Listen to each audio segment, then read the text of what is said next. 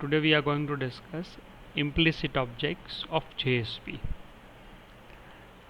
See, these are implicitly given to a JSP page whenever you code a JSP page.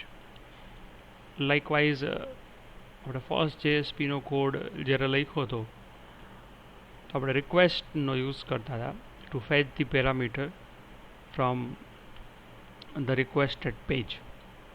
એટલે ક્લાયન્ટે જે request કરેલી હતી એના પેરામીટર્સ રિટ્રીવ કરવા માટે આપણે જો આવી રીતે રિક્વેસ્ટ ડોટ જે છે એનો યુઝ કરી અને પેરામીટર્સ છે આપણે અહીં જો ફેચ કરતા હતા, right. Request not get parameter. તો જે રિક્વેસ્ટ જે છે it was not declared by us, આપણે એને ક્યાંય ડિક્લેર નહોતું કર્યું, right. It was implicitly available. આ જે રિક્વેસ્ટ છે એ ઇન્ટરનલી અવેલેબલ હતું because there is a list of implicit objects and list contains of at least 9 implicit objects are available to any JSP page. These objects are created by the web container that are available to all the JSP pages, right? And some of the commonly used objects for Servlet that JSP page developer might need to use. આપણે સાવલેટ સાથે coding કરેલું છે એટલે તમને ખ્યાલ હશે કે આપણે રિક્વેસ્ટ ઓબ્જેક્ટ છે એની જરૂર પડતી હતી. Then we are using the response object. Then we are using also the JSP writer નો આપણે યુઝ કરતા હતા. પછી સેશન્સનો ઉપયોગ થતો હતો, પછી કોન્ટેક્સ આવતું હતું, કન્ફિગ આવતું હતું. આ બધા જે છે એ ફ્રીક્વન્ટલી યુઝ સાવલેટની અંદરના ઓબ્જેક્ટ્સ હતા. સો એ કોમનલી યુઝ જે ઓબ્જેક્ટ્સ છે એ JSPમાં એ લોકોએ ઇન્ટરનલી ડિફાઇન કરી નાખ્યા છે. તો જો અહીંયા એક એક્ઝામ્પલ એને લીધું છે, request object is implicit here. અને રિક્વેસ્ટ ઓબ્જેક્ટ છે ઓબ્વિયસ વસ્તુ છે, it is related to what means એ કયા ક્લાસનો એટલે કે કયા ઇન્ટરફેસ કે ક્લાસનો ઓબ્જેક્ટ હશે. મે બી તો HTTP servlet request. And this is the way આપણે સ્ક્રિપ્ટલેટની અંદર એને યુઝ કરી શકીએ. જો આ સ્ક્રિપ્ટલેટ યુઝ કર્યું છે, again it is an another scriptlet. આ એક જગ્યાએ યુઝ કર્યું, આ બીજી જગ્યાએ યુઝ કર્યું. કોઈ બી જગ્યાએ ઇમ્પ્લિસિટ ઓબ્જેક્ટ્સ તમે સ્ક્રિપ્ટલેટની અંદર એક્સેસ કરી શકો. અહીંયા જો આ એક નંબર રિક્વેસ્ટ ઓબ્જેક્ટ પહેલો ઓબ્જેક્ટ આવ્યો અને અહીંયા જો બીજો ઓબ્જેક્ટ બતાડે છે which is out. So out is related to what અહીંયા લખેલું છે the out object is implicitly in JSP associated with which class JSP writer. એટલે બે તો જો અહીંયા ડિસ્કસ થઈ ગયા. But as I said, there is a list of objects. 9, I think 9 of them are there. 3, 4, 5, 6, 7, 8 and 9. It's a request associated with HTTP servlet request. Response, yes, it is also commonly used. ગઈકાલે બી આપણે ગઈકાલે આપણે request જ જોયું હતું હજી, પણ out તો યુઝ કરતા જ હતા. It is a servlet response associated with response. It is sent back to the client or the browser. Then out, it is આ બધા એના ક્લાસ, એના જે ઓરિજિનલ ક્લાસ કે ઇન્ટરફેસ એના નામ આપેલા છે. Associated with output stream of for the response purpose. Then sessions જોયા હતા આપણે. સેશન મેનેજમેન્ટ આખું જ્યારે જોયું હતું એમાં લાસ્ટ ટેકનિક જે હતી એ HTTP સેશન હતું. તો this session is also implicitly available associated with session for given user of the request. Then જો application and config.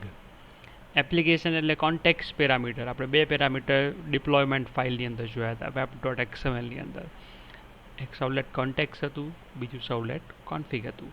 તો અહીંયા સાવલેટ કોન્ટેક્સ જે છે it is known as application object and servlet config જે છે simply config object તરીકે identify થાય.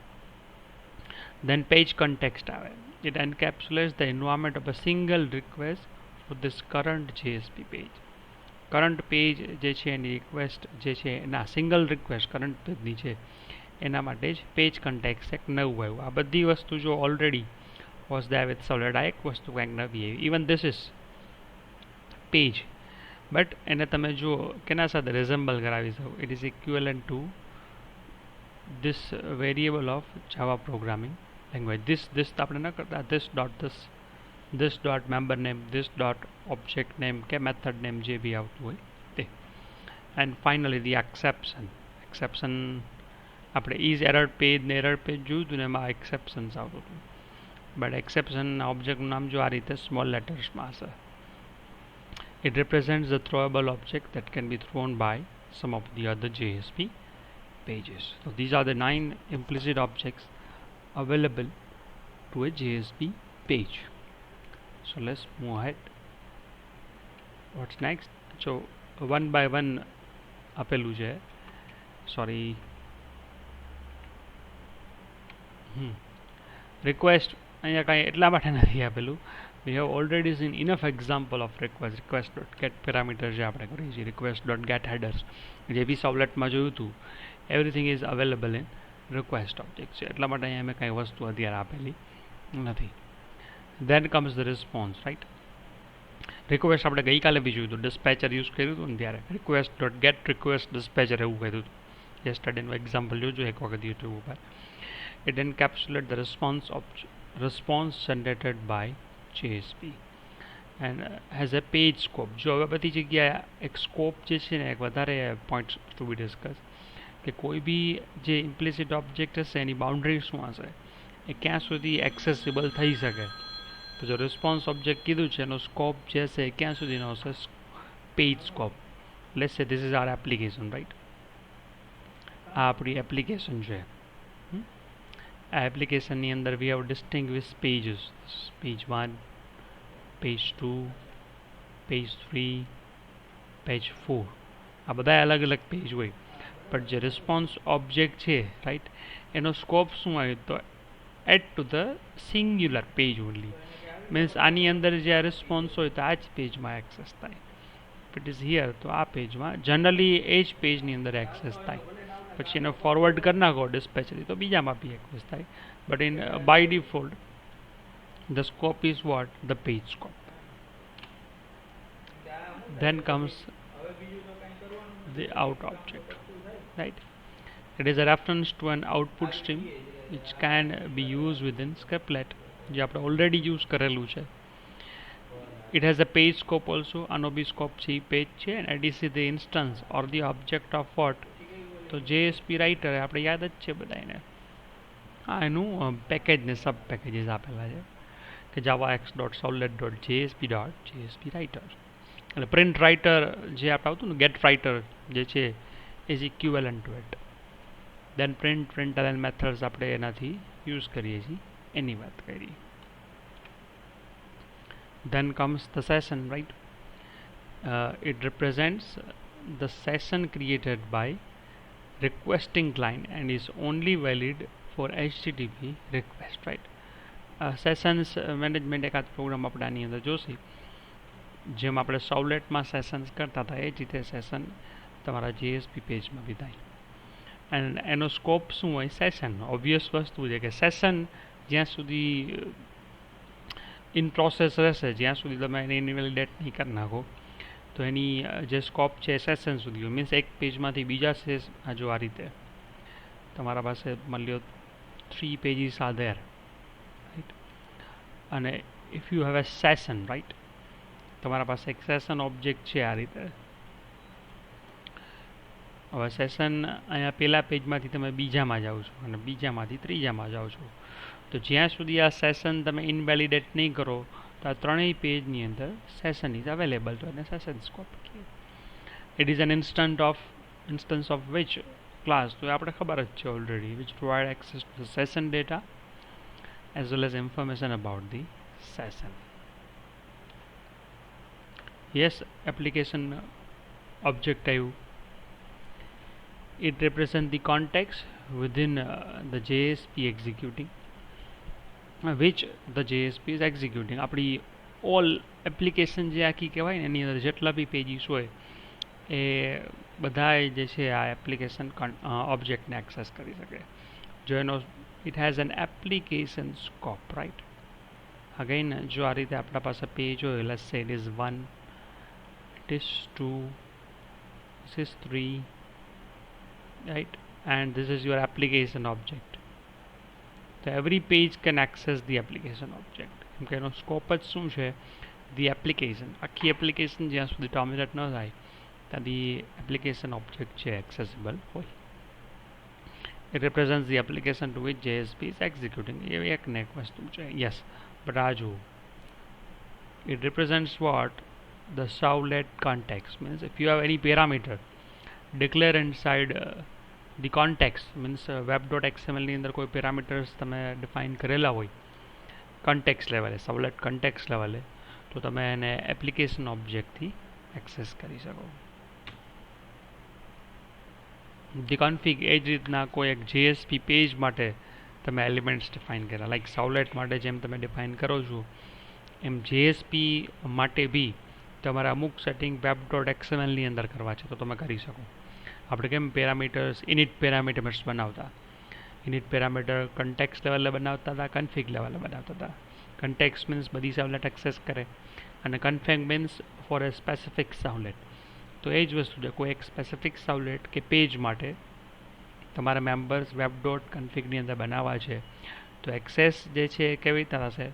config object થી. It is an implicit object which is of type servlet config. It can be used to get initialization parameter for a particular JSP page. Is created by the web container for each JSP page. બધા માટે distinguish અલગ અલગ એની copy હશે. And the page context object આવે છે હવે is an implicit object of type, means a page context છે object કેનો છે? page context class નો. It can be used to get or set or remove an attribute from one of the following. આ page context છે એની અંદર ચાર જે છે એના સ્કોપ આવે અથવા ચાર જગ્યાએ પેજ કન્ટેક્સ્ટથી ડેટા તમે સેટ ઓર ગેટ કરી શકો. આ એના સ્કોપ કહેવાય. પેજ સ્કોપ આવે, રિક્વેસ્ટ સ્કોપ આવે, સેશન આવે એન્ડ એપ્લિકેશન આવે. મીન્સ આ ચારે ચાર જે છે એ પાછા ઇમ્પ્લિસિટ ઓબ્જેક્ટ છે. એક પેજ કન્ટેક્સ્ટથી તમે આ કોઈની બી અંદર એટ્રીબ્યુટ એડ ઓર રિમૂવ કરી શકો છો અને સેટ કરી શકો, ગેટ કરી શકો. જો અહીંયા એના એક્ઝામ્પલ આપેલું છે. પેજ ઇઝ એન પેજ કન્ટેક્સ અલગ હતું, હવે પેજ આવે છે, એક્ઝામ્પલ પછી આવશે. હવે પેજ ઓબ્જેક્ટ આવે છે, ઓલું પેજ કન્ટેક્સ હતું ને હવે પેજ છે. Again it is N implicit object of type, વાંચી લેજો શું છે આ. The object class, which is the superclass of any other class in Java. It is assigned to the reference of auto-generated servlet class. આપણું JSP page જે હોય, આ JSP page જ્યારે ટ્રાન્સલેટ થાય એક સર્વલેટની અંદર, રાઈટ, તો એ સર્વલેટ જે બની એ સર્વલેટનો એક જે ઓબ્જેક્ટ છે એ પેજ ઓબ્જેક્ટ કહેવાય. It is return as this, અને કેવી રીતે? જો object page is equal to this કરીને તમે એને એક્સેસ કરી શકો. કાંઈ ન કરવું હોય તો આઈ એમ શ્યોર કદાચ ધીસથી બી એ એક્સેસ થાય. For using the object it must be cast to servlet, right? એટલે ડિરેક્ટલી નહીં થાય, એને કાસ્ટિંગ કરવું પડે. જો આ રીતે ફોર એક્ઝામ્પલ, જો અહીંયા એક્ઝામ્પલ આવ્યું http servlet page.log, એવી રીતના એક મેસેજ જે છે આવ્યો છે http servletની અંદર. this .log કરી and you can એમનું જે બી અહીંયા વેલ્યુ હશે મેસેજ ઇન્ફો એ છે ડિસ્પ્લે થશે. એના એક્ઝામ્પલ જોશી પણ પહેલાં ખાલી સમજી લે ત્યારે. And yes,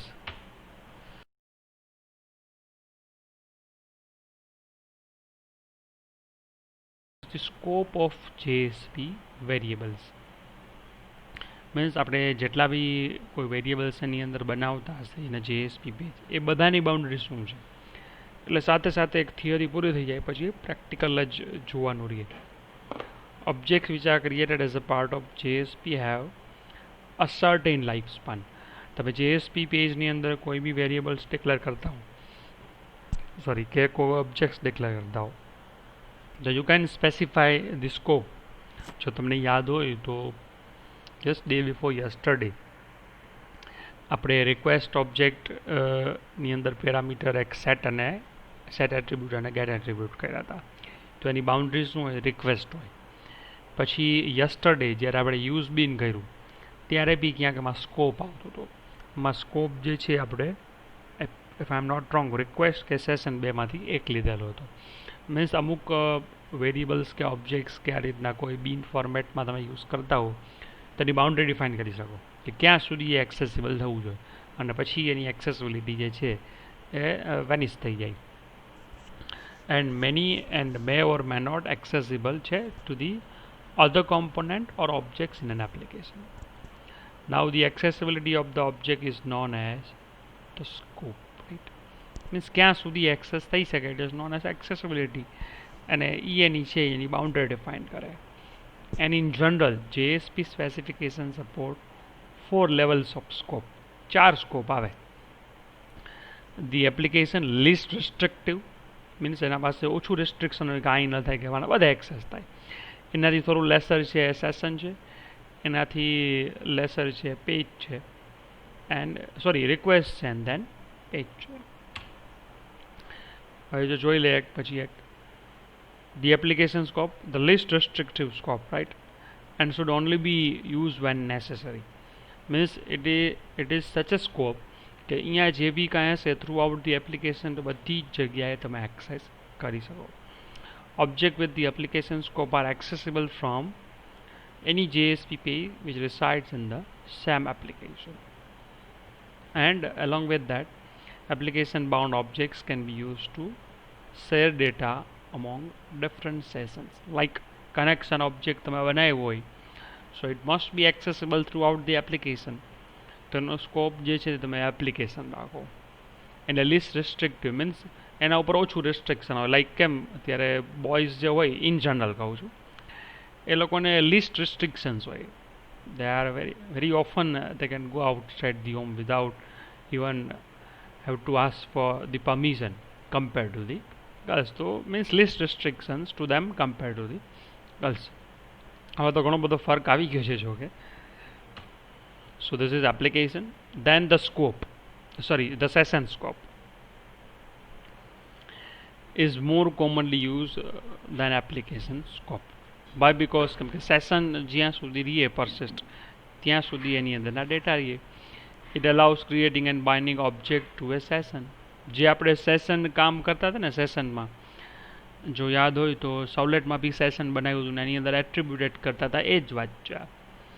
Object with session scope are accessible from pages processing the request that are in the same session. હમણાં જે મેં બતાવ્યું હતું ને સેશન ઇમ્પ્લિસિટ ઓબ્જેક્ટ છે એવું જ સેશનમાં જે વેરિયેબલ ડિક્લેર કરો એની વાત છે. આ created with the session scope are not thread safe, right? બધા એને એકી સાથે એક્સેસ કરી શકે. Explicit cleanup is required. Explicitly you are supposed to remove it. Then comes the request scope are accessible from page processing. The same request ગઈકાલે આપણે request ડિસ્પેચરથી કર્યું હતું ને એકમાંથી બીજા પેજમાં જતું રહ્યું. તો જ્યાં સુધી એ રિક્વેસ્ટ તમે ફોરવર્ડ કરો એ બધી જગ્યાએ એક્સેસ થાય. They are automatically released from memory, which is a very good thing when the request processing complete. તમે ગઈકાલે આપણે જોયું હતું કે એક પેજમાંથી બીજા પેજમાં આપણે રિક્વેસ્ટ ડિસ્પેચરથી રિક્વેસ્ટ મોકલી હતી તો જેવું એ વેલકમ પેજમાં ગયું પછી એનું કામ પૂરું થઈ ગયું તો મેમરીમાંથી બધું જતું રહીએ. પણ જો અહીંયાથી આગળ જાય તો એ વળી પાછું ચેક કરે જો હોય પ્રીવિયસ પેજમાંથી તો મે બી ફર્ધર પ્રોસેસ થાય. They are thread safe means multiple client જે છે કામ અલગ અલગ રીતે એમાં કરી શકે કેમ કે રિક્વેસ્ટ બધાની અલગ અલગ હોય. And explicit cleanup is not require. એની મેરેજ ક્લિયર થઈ જાય છે. And finally right the page scope. Object with the page scope are accessible only within the same page. એક કરંટ પેજ સિવાય બીજે તમે એને ક્યાંય એક્સેસ કરી શકો. Data is only valid during the process of the current response. Means ઉપર right at the beginning of page ક્યાંક ડિક્લેર કરવું હોય એને પેજ સ્કોપમાં આપી દો. વળી પાછું at the end of page કોઈ સ્ક્રિપ્ટલેટની અંદર તમે એને એક્સેસ કરો અને જેવું એ પેજ પૂરું થાય એની મેરેજ મેમરીમાંથી જતું રહીએ. તો these are the setup for scope.